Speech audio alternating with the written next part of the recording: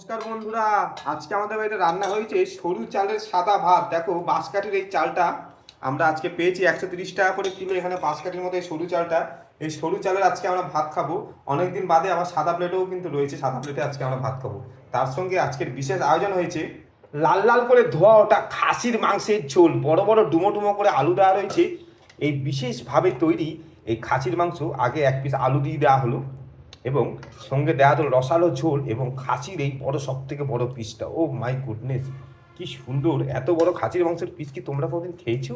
দেখো আরও 2-3 পিস চলে আসলো খাসির মাংসের, সেই কিন্তু হয়েছে কালারটা লাল লাল করেই খাসির মাংসের ঝোল। একটুখানি ঝোল দিয়ে দাও, কি সুন্দর লাগছে দেখো বন্ধুরা প্লেটটা।